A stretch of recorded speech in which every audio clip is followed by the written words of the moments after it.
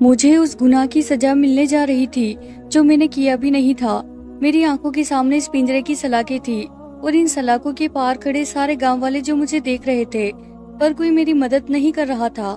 मुझे उस वक्त सिर्फ मेरे पति की याद आ रही थी। शायद वही मुझे बचा सकता था, पर मैं जानती थी कि उसने कुछ दिन तक इस गांव का रुख नहीं करना था। शायद उसे तब पता चलता जब बहुत देर हो जाती। सरपंच बिल्कुल सामने खड़ा था। उसने इशारा किया और कहा कि डाल दो इन दोनों को पिंजरे के अंदर। इस पिंजरे के अंदर जहाँ ये लड़की बैठी है वो दरवाजा मजबूती से बंद कर दो और तमाशा पूरा गांव देखेगा। कोई भी यहाँ से जाएगा नहीं, तमाशा देखकर ही जाएगा। अगर कोई गया तो उसको भी सजा दी जाएगी। सबको पता चल जाना चाहिए कि सरपंच विनोद से जो पंगा लेता है वो उसके साथ क्या करता है। आज ये तमाशा पूरा गांव देखेगा। जो दोनों पिंजरे के अंदर भेज दिए गए। इस पिंजरे के अंदर जहाँ मैं पहले से मौजूद थी, उनकी भूखी नजरें मुझे देख रही थी। वो जैसे ही मेरी तरफ बढ़े, वहाँ एक ऐसा चमत्कार हुआ कि सारे गांव वाले अपने घुटनों पर गिर गए और हाथ जोड़कर रोने लगे, क्योंकि जैसे ही वो मेरी तरफ बढ़े थे। मेरा नाम शिवानी है। मैं हमेशा से ही पढ़ने की शौकीन थी, लेकिन मुझे कभी भी मेरे माँ बाप ने यह नहीं सिखाया या बताया कि हाँ तू भी कुछ कर सकती है। बस यही बताया कि तेरा काम है छोटे भाई बहन को संभालना और इसके बाद तेरी शादी हो जाएगी। मेरा घर मेरे लिए बिल्कुल एक नरक था। वहाँ पर मेरी हैसियत नौकरानी की थी। मैं छोटे बहन भाई को संभालती। मुझे वो ठीक से खाना भी खाने नहीं देते थे। फिर जब मेरी शादी की उम्र हुई तो मुझे लगा कि मैं एक नरक छोड़कर दूसरे नरक में जा रही हूँ। बात भी ऐसी ही थी, लेकिन वो मर्द जो मेरी जिंदगी में आया वो ऐसा नहीं था।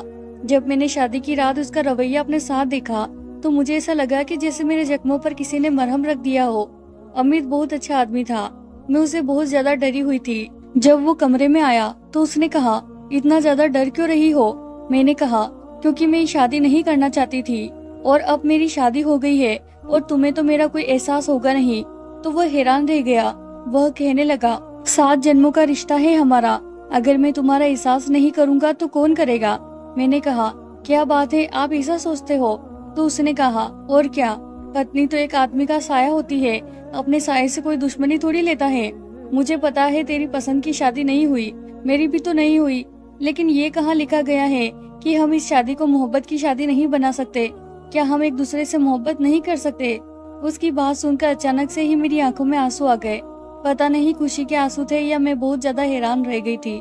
मुझे तो लगा था कि ये भी गांव के बाकी लोगों की तरह होगा। इसकी अपनी कोई सोच नहीं होगी, दिमाग बंद होगा, बस वही करेगा जो सब करते हैं। लेकिन इसके अंदर एक लगन थी।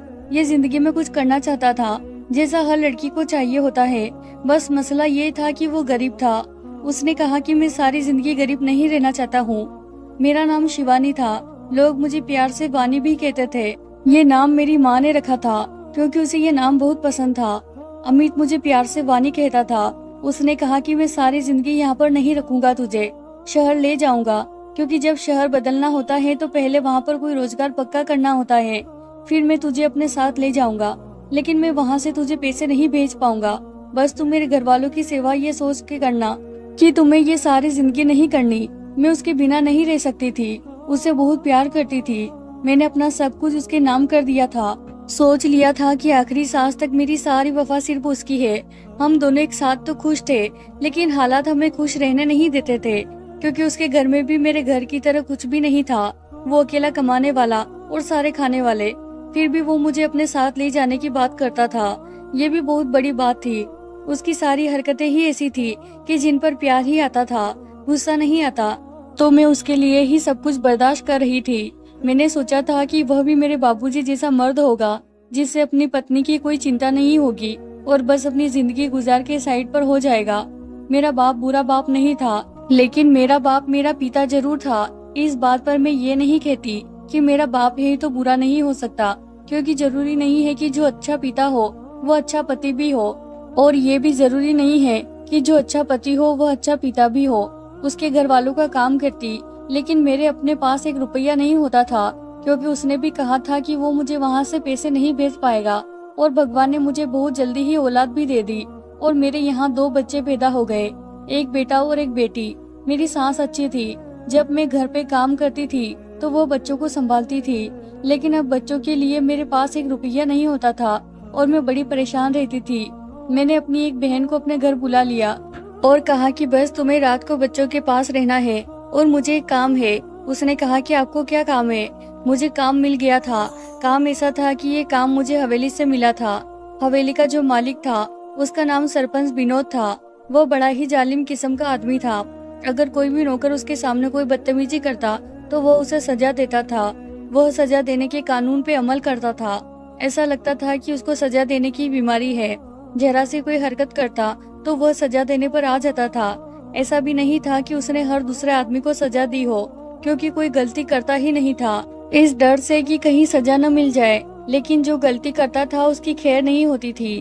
उसकी पत्नी के यहाँ भी औलाद हो चुकी थी, लेकिन वो बच्चे को किसी ऐसी औरत के हवाले करना चाहती थी जो न सिर्फ उसे रात में संभाले बल्कि उसका पेट भी भर सके। और ऐसी औरत तो मैं ही थी, क्योंकि अभी अभी मेरे बच्चे भी इस दुनिया में आए थे।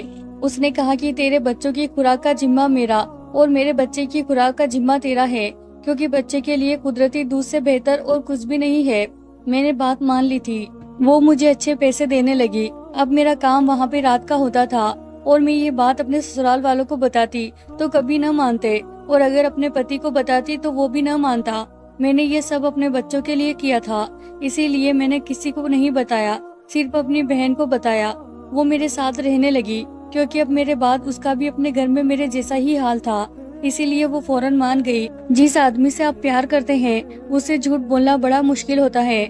मैं अपने पति से बहुत प्रेम करती थी, इसीलिए मुझे उससे झूठ बोलना अच्छा नहीं लग रहा था। लेकिन उसे बताती तो वह कभी भी नहीं मानता, और ये सब कुछ उसके लिए भी तो कर रही थी। मैं कैसे कहती कि बच्चों के बहुत खर्चे हैं, मुझे कुछ पैसे चाहिए। अगर उसके पास नहीं होते तो वह क्या करता? इससे बेहतर तो ये था कि खुद ही हाथ पैर मार के कुछ पैसे कमा लेती। एक और बहन भी अब तक जवान हो गई थी, वह घर संभाल लेती थी। वह रात को मेरे बच्चों को संभाल लेती और मैं अपने काम पर चली जाती। और सुबह सुबह जब दूसरी नौकरानी आ जाती तो बच्चा उसके हवाले करके मैं आ जाती थी। मुझे यह सब कुछ बहुत छुपा छुपा के करना पड़ता था। डर भी लगता था, पति को पता चल गया तो क्या सोचेगा। शायद मुझे कोई ऐसी बात भी कह दे जिस पर मैं सारी जिंदगी ही पछताती रहूं। लेकिन क्या कर सकती थी, अपने बच्चों के लिए करना पड़ता था। बच्चे सिर्फ दूध पी के तो बड़े नहीं होते, बच्चों की और भी बहुत सी जरूरतें होती है जो मुझे ही पूरी करनी थी। मेरा पति आता था तो कभी थोड़े बहुत पैसे दे जाता था, लेकिन उन पैसों से गुजारा नहीं होता था। खैर, मुझे क्या पता था कि इस हवेली में मेरे साथ क्या होने वाला है। और एक दिन रात को बच्चा तो सो रहा था, लेकिन मुझे प्यास लगी और मेरे कमरे में पानी रखना शायद कोई भूल गया था। मालकिन भी यह काम चुपके चुपके कर रही थी, क्योंकि वह भी किसी को बताना नहीं चाहती थी कि उसे अपनी नींद बड़ी प्यारी है। अगर वह बच्चे को सारी रात संभालती तो सो नहीं पाती।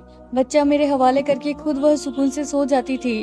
और उसने मुझे कहा था कि तुम्हें बाहर नहीं निकलना, तुम्हें किसी भी चीज की जरूरत होगी वह कमरे में रख देंगे, पानी खाना सब कुछ, ताकि मैं बाहर न जाऊं। इसीलिए मैं सुबह जल्दी जल्दी उठकर आ भी जाती थी और दूसरी नौकरानी बच्चे को संभाल लेती थी। इसमें कुछ बुरा नहीं था कि एक बार रात को आराम करना चाहती थी और फिर वह बच्चे को देना तो नहीं छोड़ रही थी। लेकिन यह बात अगर सरपंच को पता चल जाती तो शायद वह बहुत गुस्सा करता। तो मैं हवेली में निकल पड़ी। पानी तो मुझे कहीं से भी मिल जाता, मैं पी लेती, लेकिन मुझे किचन नहीं मिल रहा था, क्योंकि हवेली बहुत बड़ी थी और मेरा किचन से कभी कोई काम ही नहीं रहा था। मैं आसपास देखने लगी, अंधेरा भी था। जब मैं किसी से टकरा गई, मैंने देखा तो वह कोई और नहीं बल्कि सरपंच था। वह बिल्कुल अपने नाम की तरह था, हजारों आशिक रखने वाला। उसकी उम्र शायद 35 साल हो गई थी, लेकिन हुलिया उसने ऐसा बना रखा था कि वह 40 साल का लग रहा था। उसकी बड़ी बड़ी मूछें थी, लंबा कद था। उसने कंधों पर चादर डाल रखी थी और सफेद कपड़े पहने हुए थे। ऐसा लगता था कि शायद किसी दावत से आ रहा था। मैंने सिर झुका लिया और हाथ जोड़कर खड़ी हो गई। मैंने कहा कि माफ कीजिएगा सरपंच साहब, मुझे प्यास लगी थी। उसने मुझे सिर से लेकर पांव तक देखा और कहा कि तू कौन है सोनी? मुझे उसे सोनी कहा, यानी कि खूबसूरत लड़की। पर कुछ लोगों की आदत भी होती है, किसी को भी इस तरह से बुला लेते हैं। मैंने कहा कि जी, मैं आपके बेटे की मुंह बोली माँ हूँ। कहने लगा कि मुंह बोली माँ? अब मैं उसे क्या कहती कि मैं आपके बच्चे को दूध पिलाती हूँ। मैं मुंह से यह शब्द नहीं निकालना चाहती थी, इसीलिए मैंने कह दिया कि मुंह बोली माँ। हमारे गांव में अगर कोई औरत किसी दूसरे के बच्चे को दूध पिलाती थी तो कहते थे कि उसकी मुंह बोली माँ है। और यह बात इतनी मशहूर थी कि इस शब्द को सुनकर कोई भी समझ जाता था कि किस बारे में बात हो रही है। इस बात पर वह हंसने लगा। पता नहीं वह क्यों हंस रहा था, शायद उसे भी इस बारे में नहीं पता था। यह मुझे नहीं बताना चाहिए था। फिर मैं क्या बताती कि मैं कौन हूँ। उसने कहा कि नाम क्या है तेरा? मैंने कहा कि मेरा नाम शिवानी है। जब मैं किसी को अपना नाम बताती तो मुझे शर्म आ जाती थी, क्योंकि मेरा नाम एक हीरोइन के नाम पर रखा गया था। इस बात पर भी वह हंसने लगा।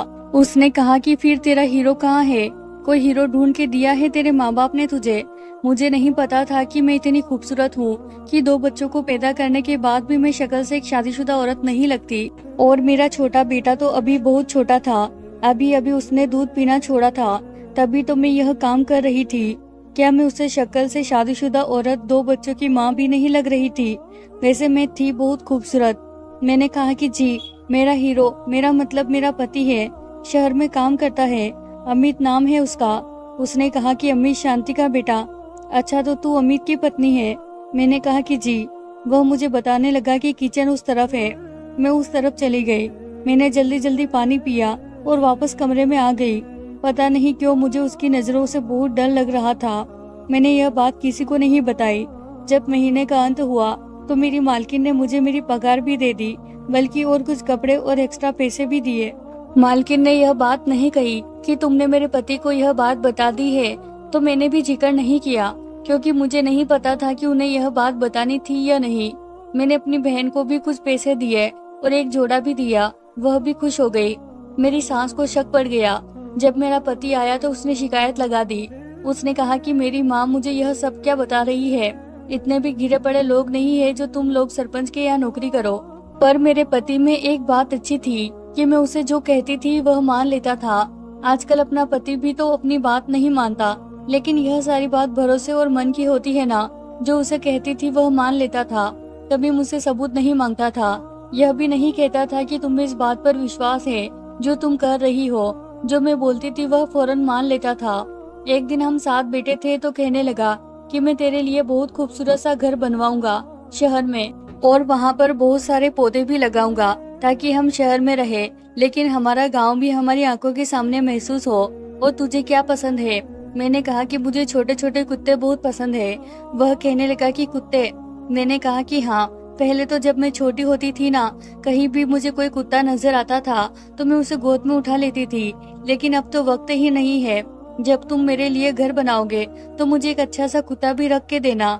वह घर की रखवाली भी करेगा और मैं उसका ख्याल भी रखूंगी। मेरा पति कहने लगा, अब तू बड़ी हो गई है, 2 बच्चों की माँ है, तू बच्चों को ही संभाल। बस यह तो उन लोगों के चोचले होते हैं जिनकी औलादे नहीं होती, वे फिर जानवरों से ही दिल लगा लेते हैं। तुमने सरपंच साहब को नहीं देखा? उसकी शादी कब हुई थी? जब हम छोटे छोटे थे, और अब कहीं जाकर उसे भगवान ने एक बेटा दिया है, तभी तो उसने इस तरह के शौक पाल रखे हैं। मेरा पति कहने लगा, वैसे तूने यह अच्छा किया कि अपनी छोटी बहन को बुला लिया। तुम तो दिन भर घर के काम करके थक जाती होगी, कम से कम रात को तो थोड़ा वक्त मिल जाता होगा। हम दोनों बाहर सो रहे थे और मेरी बहन अंदर कमरे में बच्चों के साथ थी। मैंने कहा कि हाँ, इसीलिए इसे बुलाया, माफ कीजिएगा, आपसे तो पूछा ही नहीं मैंने। उसने कहा कि ऐसी बातें पूछने की जरूरत नहीं है, बच्चों के लिए तुम्हें जो बेहतर लगे तुम वह कर सकती हो। मैं यह सोचने लगी, तो बच्चों के लिए तो मैंने इतना बड़ा फैसला किया है, लेकिन आपको नहीं बताया, क्योंकि रात को घर से बाहर जाना बहुत बड़ी बात थी। इस गांव के मर्दों के दिमाग में बस एक ही बात रहती थी, अगर कोई औरत पूरी रात घर से बाहर गुजारती तो उसे गलत समझा जाता था। बेशक उसकी कोई बहुत बड़ी मजबूरी भी होती है, लेकिन उसका पति उसे कहता है कि पूरा रात गुजर गया, उससे पूछो किसके साथ रात गुजार रही है, मैं तो इसे अपने साथ नहीं रखूंगा। यहाँ के मर्दों की यही आदत होती है, लेकिन ऐसे में अपने पति से यह बात छुपाना मेरे लिए बहुत खतरनाक काम था। लेकिन मैं यह ना करती तो और क्या करती। मैंने अपने पति की तरफ देखा तो कहने लगा, क्या देख रही है पागल। मैंने उसका हाथ पकड़ा, उसके हाथ में एक अंगूठी पहना दी थी, वैसे ही अंगूठी जैसे मर्द पहनते हैं और बाजारों में 100-200 की मिल जाती है। वह कहने लगा कि यह तूने कहाँ से ली है। मैंने कहा कि मैंने आपके लिए खरीदी है। तो वह कहने लगा कि तेरे पास इतने पैसे कहाँ से आए। मैंने कहा कि बस थोड़े थोड़े करके जमा किए। आपको अंगूठियां पहनने का शौक है ना, आपके हाथ भी इतने खूबसूरत हैं। मर्दों के हाथों में ऐसी अंगूठियां अच्छी लगती है, लेकिन आप अपने ऊपर 1 रुपया भी नहीं लगाते। उसने अंगूठी की तरफ देखा, फिर मेरी तरफ देखा, कहने लगा, हाँ, गरीब आदमी खुद पर 1 रुपया लगाने से पहले 100 बार सोचता है। लेकिन यह बहुत खूबसूरत है, बिल्कुल तेरी तरह। और यह सिर्फ अंगूठी नहीं, यह तो तेरा प्यार है। जो पैसे मैं तुझे तेरे इस्तेमाल के लिए देता था, वह पैसे भी तूने मुझ पर लगा दिए, लेकिन अब मैं इसे हमेशा अपने पास रखूंगा, अपने दिल से लगाकर। जब मैंने अपने पति की तरफ देखा तो मुझे ऐसा लगा कि मेरी जिंदगी बहुत अच्छी है और ऐसी जिंदगी किसी और की नहीं हो सकती, क्योंकि मेरा पति एक एहसास करने वाला आदमी है। मैंने कहा कि मैंने जो भी तकलीफें सही है, आप मुझे उनके बदले में मिले हैं। वो इस बात पर हंस दिया। उसने कहा कि अब भी मेरे साथ तुम्हें बड़ी तकलीफें सहनी है। और मैंने कहा कि अगर आप साथ हैं तो मुझे कोई परवाह नहीं है। हर इम्तिहान से गुजर जाऊंगी, कुछ भी करूंगी, लेकिन आपके साथ रहूंगी। आपके साथ मैं खुश हूँ। हमारी जिंदगी एक तरह से देखा जाए तो ठीक चल रही थी कि मुझे उम्मीद थी कि मेरे पति को अच्छी नौकरी मिल जाएगी और हम शहर में शिफ्ट हो जाएंगे। बच्चे भी अब बड़े हो रहे थे और मेरे हाथ में नौकरी भी थी। मैं कुछ पैसे भी जमा कर रही थी जिनके बारे में मैंने किसी को नहीं बताया था। पर मुझे यह नहीं पता था कि जैसे ही इंसान को यह लगने लगता है कि सब कुछ ठीक है, वैसे ही उसकी जिंदगी में कुछ बुरा हो जाता है। क्योंकि जब वह रात मेरी जिंदगी में आई तो मेरी जिंदगी की सबसे बुरी रात थी। आज मेरी सास को मुझ पर शक हो गया। उसने कहा कि तू रात को कहाँ होती है? तो मैंने कहा कि घर में कमरे में होती हूँ। और कहाँ होती हूँ? वो कहने लगी कि जब मैं आई तो तू कमरे में नहीं थी। मैंने कहा कि आप उस वक्त आई थी। तो जैसे ही उसने मुझे बताया, मैंने फौरन कह दिया कि हाँ, उस वक्त तो मैं बाथरूम में गई थी। लेकिन उसे मुझ पर शक हो गया था। वैसे तो वह अच्छी थी। अगर मैं उसे यह सारी बात बता देती तो शायद वह मेरी बात को समझ भी लेती, लेकिन फिर भी मैं रिस्क नहीं लेना चाहती थी, क्योंकि मामला ऐसा था। वैसे भी सरपंचों के घर में कोई भी नौकरी करने के लिए तैयार नहीं होता था, चाहे वह कितना भी भूख से मरा हो। वे कहते थे कि कहीं से जहर लेके खा लेना, लेकिन सरपंच के घर भी न जाना और उससे कोई एहसान भी न लेना। लेकिन मेरा मामला सरपंच के साथ नहीं, उसकी पत्नी के साथ था। और उसकी पत्नी बहुत अच्छी औरत थी, लोगों की मदद करती थी। जितनी तनख्वाह उसने मेरी रखी थी, वह मुझे उससे ज्यादा ही दे रही थी। वह तो कहती थी, मुंह बोली माँ का तो बड़ा हैसियत होता है। हाँ, यह सब कुछ मैंने अपनी आराम और सुख के लिए किया है।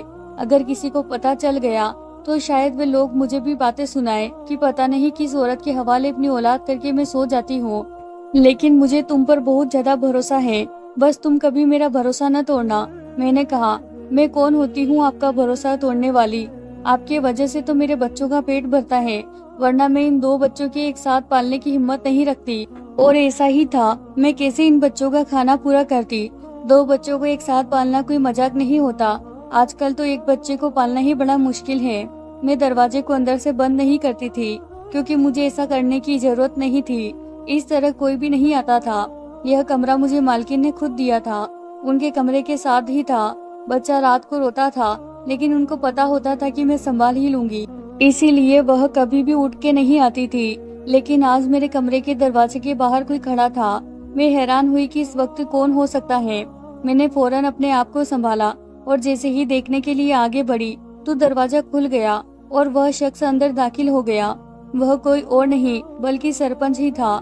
कहने लगा, मुझे तो पता ही नहीं था कि तू इस कमरे में रहती है। अरे, मेरा बेटा भी तेरे पास है। कैसा है मेरा बेटा? उसने अपना बच्चा उठा लिया और उसे प्यार करने लगा। वह कमरे के अंदर खड़ा था और मेरा उस वक्त कमरे के अंदर एक गैर आदमी के साथ यूं खड़ा होना बड़ी ही अजीब सी बात थी। हालांकि दरवाजा भी खुला हुआ था, लेकिन रात के 2 बज रहे थे। बच्चा तो सो चुका था। उसने बच्चे को एक साइड पे रख दिया और कहा, मजबूरी में करती है ना यह सब। मेरी पत्नी बहुत अच्छी है, मैं भी बहुत अच्छा हूँ। तू कभी मेरी तरफ भी जरा नजर उठा कर देख। जब उसने यह बात की तो मैंने समझा कि वह क्या चाहता है, क्योंकि एक मर्द की नीयत औरत एक सेकंड में समझ जाती है। मैंने कहा, सरपंच साहब, मजबूरी का फायदा न उठाए। हम मजबूर जरूर हैं, लेकिन अपनी इज्जत का सौदा करने वाले नहीं। मैंने पहले ही अपना इनकार उसके सामने रख दिया तो उसे गुस्सा आ गया। उसने कहा, तुम मुझे इनकार कर रही हो? अरे, लोग तरसते हैं ऐसे मौके के लिए। मैंने कहा, हाँ, मैं आपको इनकार कर रही हूँ। अब आप यहाँ से चले जाए, नहीं तो मैं आपकी पत्नी को बुला लूंगी। उन्होंने मुझे बाहर की कोई बेल दे रखी थी और कहा था कि अगर बच्चा ज्यादा तंग करे तो बस एक दफा बेल बजा देना और वह फौरन आ जाएगी। मैंने उस बेल के ऊपर हाथ रखा, यानी कि उस बेल में और मेरे हाथ में बस 2 इंच का ही फासला था। मैं अगर एक झटके से बेल बजा देती तो उसकी पत्नी जरूर जाग जाती और 2-4 मिनट में आ जाती। अब वह थोड़ा सा डर गया और न सिर्फ डर गया बल्कि जख्मी शेर बन चुका था, क्योंकि उसके साथ बहुत बुरा हुआ था। शायद उसके साथ ऐसा कभी किसी ने नहीं किया था। क्या समझता था वह मुझे? मैं कोई आम औरत थी, बहुत मासूम थी, मजबूर थी। ऐसी बात नहीं थी। जो असली औरत होती है ना, वह मजबूर भी हो फिर भी शेरनी होती है, और मैं अपने लिए शेरनी थी। मैं यहाँ पर अपनी इज्जत का सौदा करने नहीं आई थी, अपने बच्चों की अच्छी जिंदगी के लिए आई थी। मैं कुछ गलत नहीं कर रही थी, तो फिर मुझे किसी से भी डरने की क्या जरूरत थी? वह वहाँ से उल्टे कदम बाहर निकल गया, लेकिन साफ पता चल रहा था कि कुछ न कुछ जरूर करेगा। सुबह हुई तो शोर बढ़ चुका था। पूरे गांव में शोर था कि सरपंच के घर से उसकी पत्नी का सोने का हार चोरी हो गया है, और अब वह सब लोगों पर इल्जाम लगा रहा था। लेकिन थोड़ी देर के बाद सरपंच के आदमी मेरे घर तक आ गए। उन्होंने कहा कि यह हार तूने चोरी किया है, क्योंकि रात के टाइम तुझे हवेली में घूमते हुए देखा गया है। मैं यह सुनकर हैरान रह गई, और मेरे घर वाले भी। मेरे घर वालों ने कहा, यह रात के समय हवेली में क्यों जाएगी, यह तो घर में होती है। लेकिन जब उन्होंने कहा कि नहीं, यह तो वहाँ पे काम करती है, तो मैं अपने ससुराल वालों के सामने शर्मिंदा हो गई। मेरे पति को इस हफ्ते में नहीं आना था। अगर वह घर पर होता तो और भी तूफान आ जाता, लेकिन तूफान तो अब भी आ गया था। वे लोग हैरान रह गए। मेरी बहन ने भी सब कुछ बता दिया। मैंने भी कहा कि मजबूरी में कर रही थी, और वे लोग मुझे पकड़ के ले गए, क्योंकि मुझ पर इल्जाम था। सरपंच ने कहा कि इसने हार चोरी किया है और पता नहीं कहाँ छुपा कर रखा है। अब इसे सजा दी जाएगी, या तो यह बता दे कि हार कहाँ है। मैंने कहा, मैंने कोई हार चोरी नहीं किया है। उसने कहा कि मैंने खुद देखा है इसे रातों को हवेली में फिरते हुए, इसीलिए हार चोरी तुमने किया। मैंने अपनी आंखों से देखा है, और मैं खुद गवाही दे रहा हूँ, तो किसी की गवाही की क्या जरूरत है? पूरा गांव उससे डरता था। वह जो कहता था वह मानते थे, इसीलिए कोई भी नहीं बोल रहा था। उसने मुझे एक बड़े से पिंजरे में बंद करवा दिया और कहा कि जितना बड़ा तेरा गुनाह है उतनी बड़ी ही सजा दी जाएगी। मैं तुझे कुत्तों के साथ बांध दूंगा। सरपंच ने बहुत सारे जंगली कुत्ते रखे हुए थे, जो देखने में ही बड़े खौफनाक थे। मैं बहुत डर गई थी। मुझे पिंजरे के अंदर बांध दिया गया, और पिंजरा इतना बड़ा था कि इसमें एक साथ 8 लोग भी आ सकते थे। सारा गांव वहां पर इकट्ठा हो गया। सरपंच ने मेरा तमाशा बना दिया था। उसकी पत्नी भी बेबस हो चुकी थी। वह भला क्या करती? मर्दों के सामने तो औरतों की वैसे भी नहीं चलती, चाहे वह सरपंच की पत्नी हो या किसी गरीब आदमी की। मैं लोगों से मदद मांगने लगी, मुझे बचाओ, मुझे छुड़ाओ, लेकिन कोई भी मेरी मदद करने को तैयार नहीं था। वे लोग वैसे ही सरपंच से डरते थे। वह पहले भी इस तरह की सजाएं दे चुका था। यह पिंजरा भी उसने इसी के लिए बनवाया था। वे कुत्ते मुझे भूखी नजरों से देख रहे थे। अभी तो उनकी रस्सी एक आदमी के हाथ में थी। बस सरपंच का एक इशारा था और मेरे साथ न जाने क्या होने वाला था। मुझे मेरे बच्चों का ख्याल आ रहा था कि उनका क्या होगा, और मुझे मेरे पति की याद आ रही थी। ऐसा लग रहा था कि अगर वह आ जाए तो मुझे आकर बचा ले, लेकिन उसके आने की कोई उम्मीद नहीं थी, और हम में से किसी के पास फोन भी नहीं था कि उसे खबर पहुंचाई जा सके। हम लोग तो इतने गरीब थे कि एक छोटा सा बटन वाला फोन भी हमारे घर में नहीं था। कुछ लोग कहने लगे कि सरपंच साहब रहम करे, लड़की है। उसने कहा, लड़की है तो क्या हुआ, यह लड़की नहीं, यह चोर है, इसने चोरी की है। मेरी बात तो कोई सुन ही नहीं रहा था। वह मुझे चोरी की सजा नहीं दे रहा था, वह मुझे इनकार की सजा दे रहा था। वह बहुत ज्यादा गुस्से में था। उसने उन कुत्तों को अंदर छोड़ दिया और बाहर से दरवाजा बंद कर दिया। लोगों ने कहा, यह मंजर सबको देखकर जाना है, कोई भी इस मंजर को बिना देखे ना जाए। रात का वक्त था, सुबह होने में कुछ ही पल बाकी थे। जब वो कुत्ते अंदर आए, मैं बहुत डर रही थी। वे धीरे धीरे मेरे करीब आ रहे थे। वे तो जानवर थे। जानवर क्या करता है, इंसान को तकलीफ ही पहुंचा सकता है ना। मेरे साथ भी यही होने वाला था, पर यह नहीं पता था कि आज मेरी जिंदगी का सबसे बड़ा चमत्कार होने वाला है। यह कुत्ते बहुत खूंखार थे। शायद दोनों ही जर्मन शेफर्ड थे। इस तरह के लोग अक्सर जर्मन शेफर्ड कुत्ता ही रखते हैं, जो अपने मालिक का तो बड़ा वफादार होता है, लेकिन जो उसके मालिक का दुश्मन होता है उसे सही सबक सिखाता है। लेकिन इस कुत्ते की याददाश्त भी बड़ी तेज होती है। यह अपने मालिक और ऐसे इंसान को पहचान लेता है और उसे नुकसान नहीं पहुंचाता। जैसे ही वे मेरे पास आए, अचानक उनके चेहरों के असर बदल गए। वे दुम हिलाने लगे और दुम हिलाते हिलाते मेरे कदमों में बैठ गए। सब लोग यह मंजर देखकर हैरान रह गए। यह तो जैसे कोई चमत्कार ही हो गया था। ये कुत्ते जिन्हें मुझ पर हमला करने का हुक्म मिला था, और यह कुत्ता हुक्म का इतना गुलाम होता है कि जब इसे हुक्म मिल जाता है तो यह तुरंत अपना काम करता है, 1 मिनट की भी देरी नहीं लगाता। इसे अपने मालिक से बड़ा प्यार होता है और यह उसकी हर बात मानता है। पर मेरे सामने इसे क्यों बैठ गए जैसे मैं ही उनकी मालिक हूँ। तब मैंने एक कुत्ते को गौर से देखा जिसके पैर पर एक काला निशान था। उसका पैर ब्राउन रंग का था लेकिन उस पर एक काला निशान था। मैं पहचान गई और मेरी आंखों में आंसू आ गए। मैं घुटनों के बल जमीन पर गिर गई और चेहरे पर हाथ रख के फूट फूट के रोने लगी। मुझे वह मंजर याद आ गया। तब मैं तकरीबन 8 साल की थी और एक दिन मुझे यह दोनों कुत्ते एक पुल के नीचे फंसे हुए मिले थे। बारिश हो रही थी और ये वहाँ पर बैठे हुए थे। सर्दियों की बारिश थी। मैंने उन्हें अपने दुपट्टे में छिपा लिया था और सूखी जगह पर ले आई थी। मैं इन्हें प्यार कर रही थी और देख रही थी। ये मेरे साथ खेलने लगे थे। थोड़ी देर के बाद एक आदमी आया जो मुझे किसी का नौकर ही लग रहा था। उसने कहा, यह तुम क्या कर रही हो? यह हमारे कुत्ते हैं, पता है ये इलाकों के हैं।